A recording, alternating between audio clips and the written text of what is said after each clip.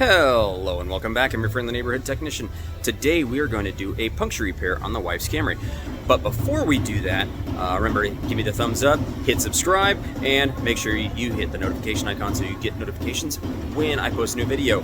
Today, this is actually, we're going to do the puncture repair, how we do it at the dealership, which is not like your standard tire shop where they're going to put the sticky rope looking thing through the puncture. I'm actually going to dismount the tire, and then I'll show you how to do how we do the puncture repair from the inside of the tire.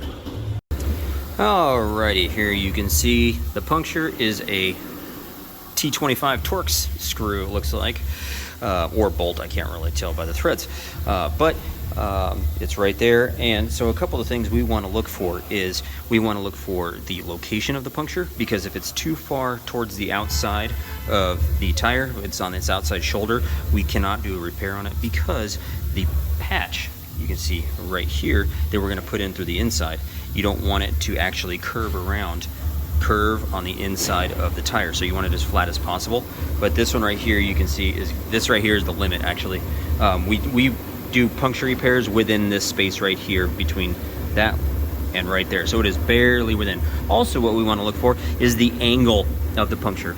The angle of the puncture could be no more than 45 degrees, because how we have to do the repair, when we take this out, you have to drill a hole, or actually you have to ream out the hole with an air tool, and I'll do that in a second. But you want to make sure that the hole that you have to ream out, see that's where it's got to be, you want to make sure if it's too great of an angle where the exit versus the entrance is of that hole, you don't want to have to drill. If you drill it from the inside, you're going to drill a hole right here, and then but the exit could be over here, and then you're going to have basically two holes. You don't want that. So and also you want to make sure that the puncture is not too large, which this one is not too large, and I believe the spec for that is 1/4 of an inch, which I think is the max. This is, you can tell, is just a small screw right there.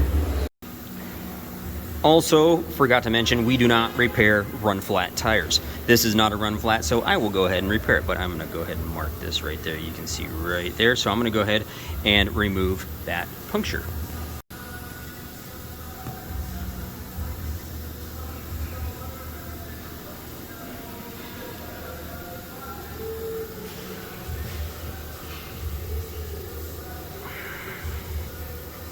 Is that even a Torx screw? That's smooth, almost looks like a nail. I don't know if any Torx nails though.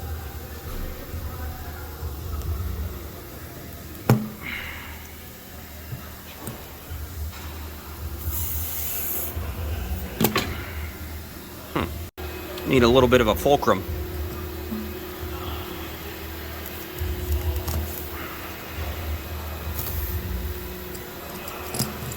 Crying out loud. Oh, it is a Torx screw.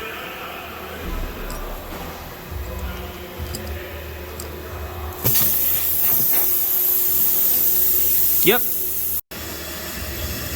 It's a good 2.5 inch Torx screw right there. Now I am going to remove the tire completely from the wheel. Now we can see the inside of the tire. We can see where the puncture is, and we can basically line up this right here, and you can see that it's going to sit pretty flat and it won't be curved around that edge like that. Next, what we're going to have to do is we're going to have to draw an outline basically around this patch so we can get the correct diameter for the surface around here that we're going to have to scuff and clear. Alright, so that's pretty much the diameter and the area inside that circle of where we're going to have to scuff and clear. We want to get that nice and flat. We're going to have to get these ribs out of here, and then we're going to have to get the this top surface of the rubber away. Okay, there we are, just the right amount removed. You don't want to remove too much, because if you remove too much, you can start actually revealing the cords, and once you've done that, then your tire is toast and you'll need to replace that. So now what we're going to do is we're going to have to remount that hole right there, the puncture. So we are going to use this carbide drill bit right here. I am going to go through the outside in first, and then we're going to go through the inside out first, because once you ream this out, and you're actually going to start pulling the cords a certain direction, and I like to finish doing that when the cords are being pushed towards the direction that the patch is going to go. and there's that centerpiece from the patch that has to go, that it gets pushed through. So I like to have the cords, when I ream it from the outside or from the inside out last, you're basically, there's the cords in there that are damaged from the puncture, they're going to get pushed that way. So it's going to make it easier to install that patch from the inside.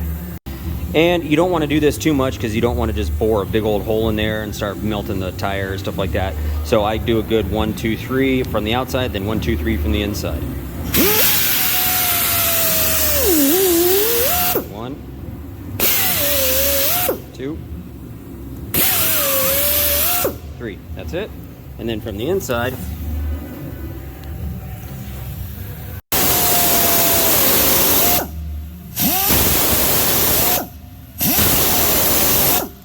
just like that. Next, we are going to have to use some vulcanizing cement to seal that area on the inside that we scuffed. Not a lot. You don't want it to be goopy or anything like that, because you do want it to eventually dry. So just basically cover the entire area that you scuffed. You can go a little bit extra on the outside, but yeah, especially in the cold right now when it's going to take a little bit longer for this to dry, you don't want to use a ton extra. So now that that's dry, what we want to do is we want to insert the patch. We're going to have to take off this blue, these two little blue covers right here, these pieces that are going to reveal the sticky part of the inside of this patch. So what we're going to need to do is we're going to actually take off the blue part, and then we're going to need to, I'm going to put a little bit of the vulcanizing cement on the stem right here, and then it's going to do two things. It's going to help it to get go through here easier, go through there easier, and also when the vulcanizing cement didn't get inside the hole itself, that's where it's going to go once you insert that completely. So basically like that, with a little bit on there. You don't need to coat the entire stem because it's going to get in there. And then once that's in there, and you have a little bit sticking out right there, you need to get it through like that basically. And then you want to pull off the sticky part. Then you're going to want to pull this all the way through. So, yep, you can get more.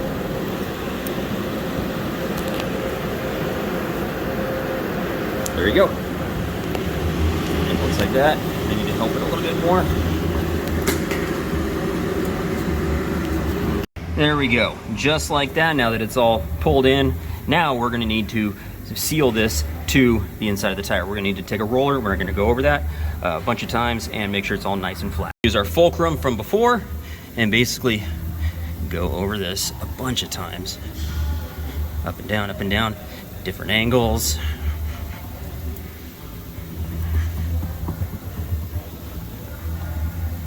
Just to make sure every single little edge is nice and sealed.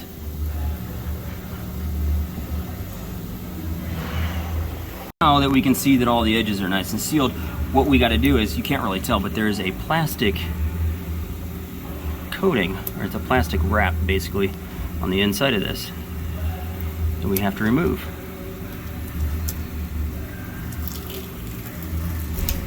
Like that. Now what we have to do is we're going to have to use some inner liner sealer, and we're going to have to cover that completely with inner liner sealer. Alright, so we're going to use this inner liner sealer, and this is not bead sealer, by the way. This is inner liner sealer. Bead sealer is not this thick, so we're going to have to get a big old glob of this, and we're going to coat the top of this with that. Have even less chance for leaks. Basically like that. Now what we're going to do is we just got to snip off this little bit extra because we don't want that rolling around when we're driving the car.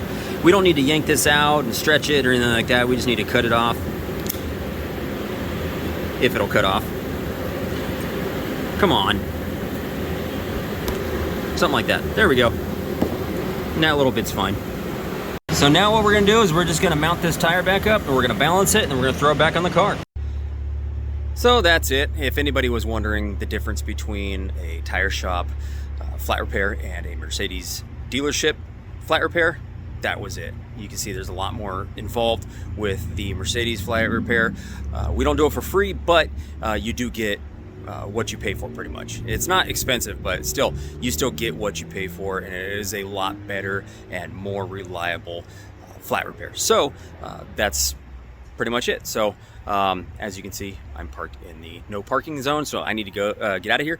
Thank you for watching. Make sure you give me that thumbs up, hit subscribe, and as always, hit the notification icon. See you next time.